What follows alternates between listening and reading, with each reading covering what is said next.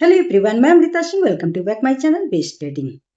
बाजार में ups and downs लगा हुआ है।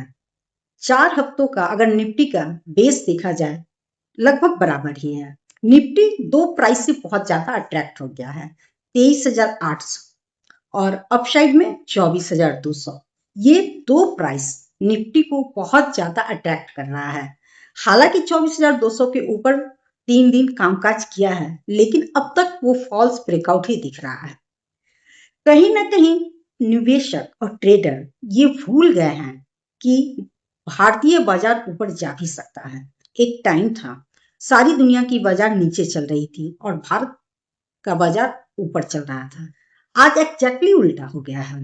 सारी दुनिया की बाजार ऊपर चल रही है, रोज न्यू हाई बन रहा है। यूएस का मार्केट रोज न्यू हाई बनाता है और हम बिल्कुल फ्लैट कामकाज कर रहे हैं।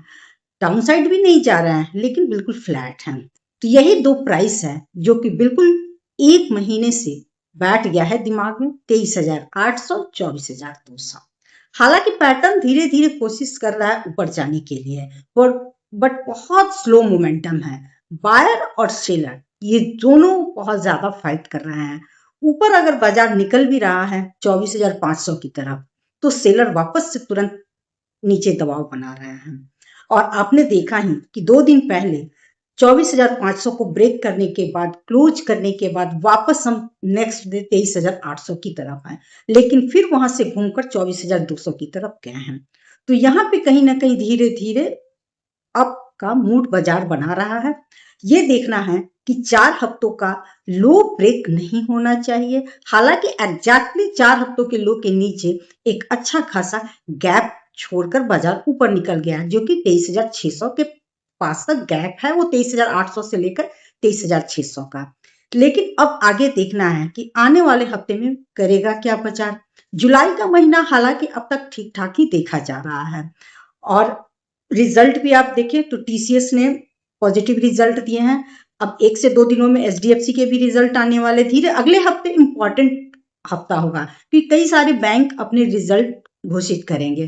तो इसलिए बाजार में अप्स एंड डाउन बना रहेगा। हमें निफ्टी में एक बहुत ही अच्छा प्राइस दिख रहा है, जो कि वीकली में और डेली टाइम फ्रेम में, दोनों ही टाइम फ्रेम में 24,245 को अगर ब्रेक करता है, तो फिर डेली टाइम फ्रेम में 24,400 तक रास्ता बिल्कुल खुला हुआ है। लेकिन 24,245 के ऊपर निफ्टी को निकलना बहुत जरूरी है। निफ्टी कोशिश तो कर रहा है धीरे धीरे। अगर किसी कारणवश निफ्टी 24,000 के करीब हमें मिल भी रहा है, वहां पे बाइंग का अच्छा सेटअप रहेगा। 24,000 पे भी सपोर्ट दिख रहा है, 24,050 पे भी। हर 50 पॉइंट पे एक सपोर्ट एरिया जरूर है, इसलिए थोड़ा सा लेवल को देखते हुए काम करना होगा। अब एक बार चार्ट एनालिसिस कर लेते हैं कि आने वाले 2-4 दिनों में निफ्टी का सपोर्ट और रेजिस्टेंस कहाँ हो सकता है, किस तरह के निफ्टी पैटर्न बना रहा है। डिफरेंट डिफरेंट पैटर्न निफ्टी में भी बनता हुआ हमें दिख रहा है। ब्रेकआउट भी दिख रहा है, 23,800 के ऊपर ब्रेकआउट भी किया था, फिर अभी बिल्कुल रेंज में ट्रेड कर रहा है, जो कि 500 पॉइंट का रेंज निफ्टी है, जहां पे 23,800 से 24,200 के बीच में ट्रेड कर रहा है। तो different different chart pattern Nifty अभी बना रहा है। तो चलिए एक बार चार्ट एनालिसिस कर लेते हैं। अगर निफ्टी फ्लैट ओपन होकर 24,200 ओपन होकर अपसाइड की ओर हर 5 मिनट 15 मिनट टाइम फ्रेम पर जा रहा है और 24,245 से 250 को क्रॉस किया, तो 24,400 जैसा कि हमने कहा वहां पे डेली 200 दिनों का मूविंग एवरेज और वीकली 50 दिनों का मूविंग एवरेज दोनों रेजिस्टेंस बनाएगा 24,400 पे। अब यहाँ पे रेजिस्टेंस देखो कितना है हमारे लिए, 24,400 से 24,800 तक बहुत ही डरावना खेल है। बहुत ही डरावना खेल। मैं इसलिए कह रही हूँ कि एक तो सबसे बड़ा रेजिस्टेंस आपको ये दिख रहा है, जो कि काफी टाइम से चला आ रहा है ये रेजिस्टेंस, ठीक है। और यहाँ पे 3 दिनों का ये ब्रेकआउट, ये रेजिस्टेंस बना दिया। उसके बाद यहाँ पे आपको बनता हुआ दिख रहा है करीब 7 मई का। फिर उसके बाद अप्रैल मंथ में आपको रेजिस्टेंस यहाँ पे बनता हुआ दिख रहा है। फिर उसके बाद मार्च महीने में यही चीज यहाँ पे ब्रेकडाउन दिया था।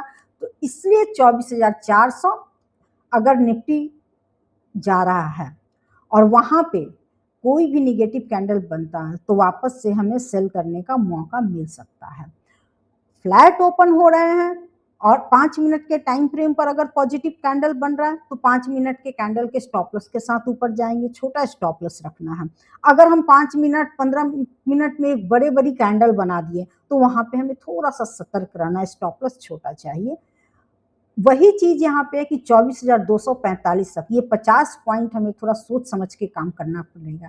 फ्लैट ओपनिंग होता है तो अच्छी बात है, 50 पॉइंट का हमें मूव मिल जाएगा 24,250 तक। लेकिन अगर हम ओपन ही हो रहे हैं 30-40 पॉइंट तो हम 10 पॉइंट 15 पॉइंट के लिए फिर वहां पे ट्रेड नहीं करेंगे, वहां पे वेट करना पड़ेगा 24,250 पे। 24,250 के ऊपर निकलना शुरू करता है तो फिर 24,400 की तरफ जाने की कोशिश बाजार करेगा। और अगर वापस से हम फ्लैट ओपन होकर नीचे चलना शुरू कर रहे हैं तो ये जो 9 और 10 के बीच में गैप है, फिर बाजार इस गैप को फिल करेगा। अगर हम वापस 24,100 के नीचे चलना शुरू करते हैं तो यहाँ पे ये चीजें अभी निफ्टी में मैं डेली टाइम फ्रेम में अभी दिखा रही कि डेली टाइम फ्रेम में आपको 24,400 और 24,800 यहाँ पे रेजिस्टेंस मल्टीपल है 400 पॉइंट। ट्रेडर को हर वक्त ये डरा कर रखेगा, हर 50 पॉइंट पे ट्रेडर यहाँ पे डरे हुए रहेंगे। हर 50 पॉइंट पे सोच समझ के काम करना है कि क्या कंपोनेंट ट्रेड कर रहा है कि नहीं, कंपोनेंट ऊपर जा रहा है कि नहीं। Bank Nifty component, Reliance, IT हालांकि जुलाई मंथ में अच्छा कारोबार कर रहा है और पहली रिजल्ट अच्छा दिया है, तो इसलिए हर 50 पॉइंट पे हमें बिल्कुल सतर्क रहना है। निफ्टी में 400 निकलता है, 400 के ऊपर अगर टिकता है तो 24,800, 24,600, 24,800, ये 400 पॉइंट का जोन थोड़ा सोच समझकर काम करना है। और डिप मिलता है तो सबसे अच्छी अपॉर्चुनिटी रही कि जैसा कि हमें 2 दिन पहले अचानक से डिप मिला, तो हमेशा डिप का वेट करना ज्यादा अच्छा है। अब 15 मिनट 30 मिनट टाइम फ्रेम पर देख लेते हैं कि छोटे छोटे सपोर्ट रेजिस्टेंस कहाँ बनेंगे डेली टाइम फ्रेम के लिए, ये इंट्राडे टाइम फ्रेम के लिए, ये है डेली टाइम फ्रेम में। ठीक है, डेली टाइम फ्रेम में आपको रेजिस्टेंस यहाँ पे काफी दिनों से दिख रहा है। अब इंट्राडे टाइम फ्रेम में एक बार एनालिसिस कर लेते हैं। जैसा कि हमने बताया कि निफ्टी एक रेंज में ट्रेड कर रहा है, रेंज यही आपका है 23,800 से और 24,200 का। इस बीच 3 दिन एक अपसाइड का मूव दिखाया था, 24,200 के ऊपर निफ्टी ब्रेक भी किया और 24,500 के लेवल को क्रॉस भी किया और ठीक नेक्स्ट डे यहाँ पे सेलिंग प्रेशर देखने को मिला। एक गैप तो 9 जुलाई से 10 जुलाई के बीच में भी हो गया है और एक पहले से ये गैप जो कंटिन्यू कर रहा है, ये पैटर्न अभी निफ्टी में बना हुआ है। दूसरा, इसने ब्रेकआउट किया था 23,600 का लेवल, तो ब्रेकआउट करने के बाद निफ्टी 4 हफ्तों से एक रेंज में ट्रेड कर रहा है। अब आगे देखना है कि आगे निफ्टी आने वाले दिनों में क्या करेगा। फ्लैट ओपनिंग होने के बाद 24,245 तक हमें थोड़ा सा नो ट्रेडिंग जोन में रहना है। 24,245 क्रॉस किया इंट्राडे टाइम फ्रेम में मंडे को, तो फिर ये पहला रेजिस्टेंस हमारा बनेगा 24,300 के पास। 24,290 से 24,300 पहला रेजिस्टेंस बना और फिर उसके बाद रेजिस्टेंस होगा आपका 24,350 जो कि क्लोजिंग है यहाँ पे 7 जुलाई का। ये इंट्राडे टाइम फ्रेम के लिए सारे रेजिस्टेंस है। और फिर उसके बाद रेजिस्टेंस निफ्टी का बनता है 24,450 पे। ये सारे इंट्राडे के लिए ऐसे ही धीरे धीरे अपसाइड के लिए हम निकलते चलेंगे। अगर बाजार पॉजिटिव रहा, वॉल्यूम चारों तरफ से देखो, जब तक हर सेक्टर से वॉल्यूम नहीं आएगा ये ऊपर निकालने में बहुत दिक्कत करेगा। मंडे के लिए है ये। और डाउन साइड में यहाँ तक हमें नो ट्रेडिंग जोन है। खुलने के बाद अगर 24,150 के पास मिल रहा है और यहाँ पॉजिटिव प्राइस एक्शन अगर बनता है, जैसे कि सपोर्ट यहाँ पे 10 जुलाई को बनता हुआ दिखा और धीरे धीरे अपसाइड गया। हालांकि यहाँ पे ऑप्शन का प्रीमियम इंक्रीज नहीं हो रहा था क्योंकि यहाँ अप्स एंड डाउन बहुत ज्यादा हो रहा था, लेकिन ये सपोर्ट बनाया। अगर 5 मिनट टाइम फ्रेम पर पॉजिटिव कैंडल बनता है तो उस सपोर्ट के स्टॉप लॉस के साथ हम 24,200, 24,250 की तरफ धीरे धीरे जाएंगे। इसके बाद अगर डाउन साइड आता है 24,150 के पास तो फिर हमें सपोर्ट मिलेगा 24,080 के पास। ये जहां पे देखो ये बिल्कुल आसान है, बहुत ज्यादा मुश्किल नहीं है 24,080। फिर उसके बाद अगर डाउन साइड डाउन देखें हम कि उसके भी अगर डाउन साइड किया तो 24,000। ये सारे सपोर्ट हमें मंडे के लिए दिख रहे हैं और एग्जैक्टली आपको बता ही रही कि 24,000 24,050 पे थोड़ा सा हमें बाइंग का ही अपॉर्चुनिटी देखना है, अगर बाजार में कोई निगेटिव सेंटीमेंट नहीं रहा तो। क्योंकि बाजार को निगेटिव होने में भी टाइम नहीं लग रहा है। ये बड़ी सी कैंडल याद रखना, 8 जुलाई का। निगेटिव होने में टाइम भी नहीं लगता है, बीच में बिल्कुल फंसा हुआ है, ना ऊपर बाजार है ना नीचे बाजार है, बीच में फंसा हुआ है बिल्कुल, इसलिए थोड़ा सा सावधान रहना है।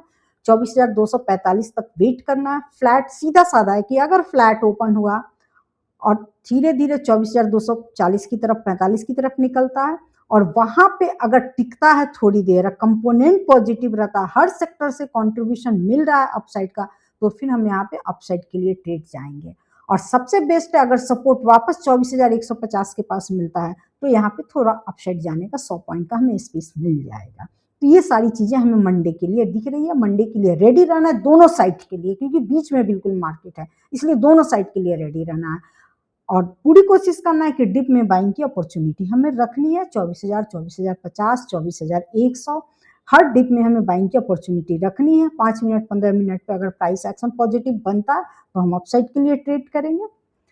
Okay bye. अगर वीडियो अच्छी लगी हो तो लाइक शेयर सब्सक्राइब जरूर करें।